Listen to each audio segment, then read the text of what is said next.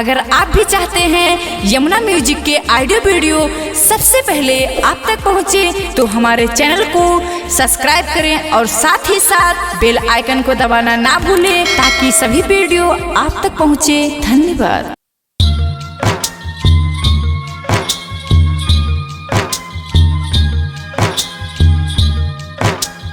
माँ Vaishno recording studio Delhi. DJ Vikas Riga Sitamarhi.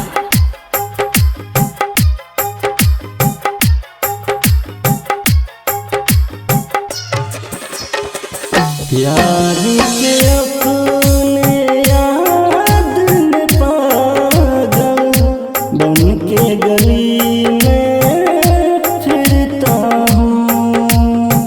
यार के अपने याद में पागल बन के गली में फिरता हूँ।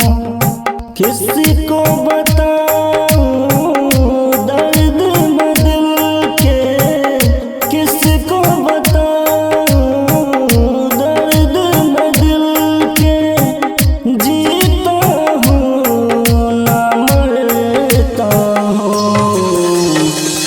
यार के अपने याद में पागल बन के गली में फिरता हूँ।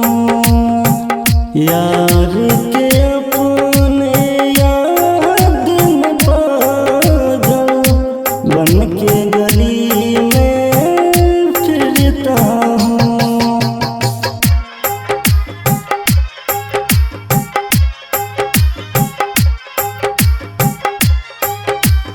माँ वैष्णो रिकॉर्डिंग स्टूडियो दिल्ली।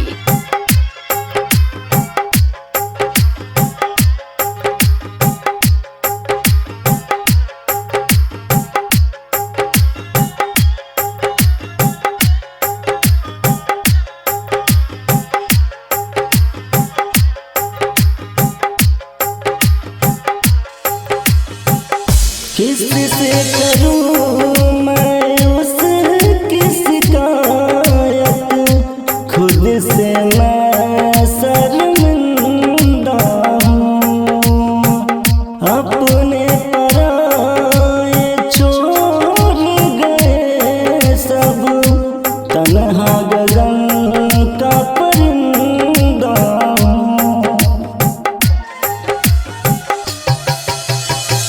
किससे करूं मैं उसकी शिकायत, खुद से मैं शर्मिंदा हूँ।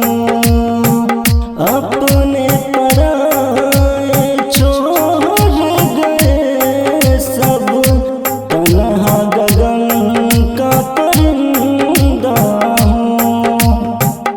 एक पल मुझको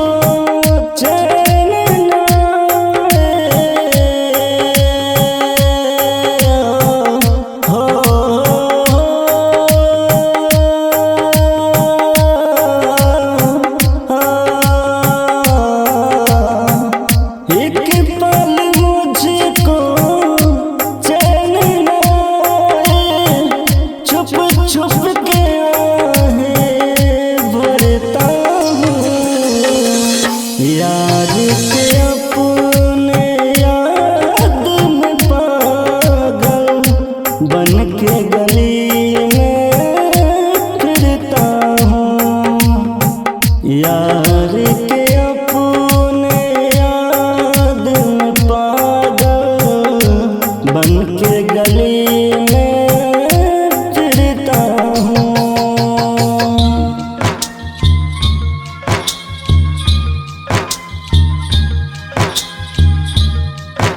माँ Vaishno recording studio Delhi. DJ Vikas Riga Sitamarhi.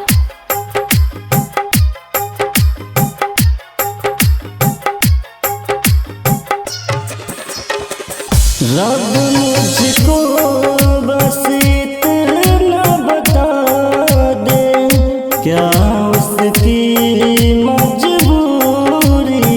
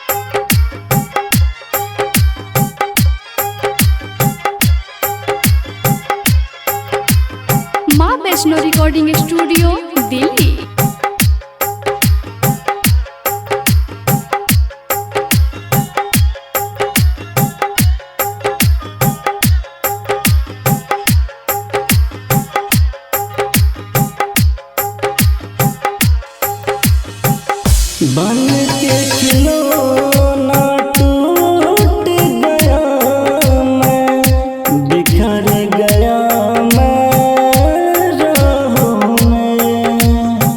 रब उसको बस इतना बता दो, कभी रहती थी बाहों में।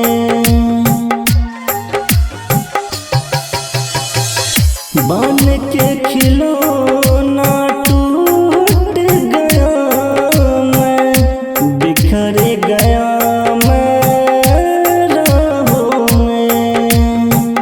रब उसको बस इतना बता दो, कभी रहती थी बाहों में। अजीत का दिल टूट गया तो हो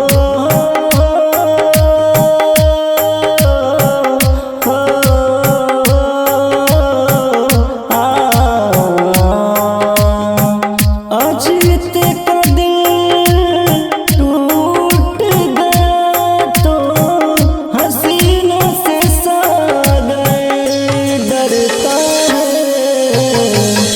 यार के अपने याद में पागल बन के गली में फिरता हूँ।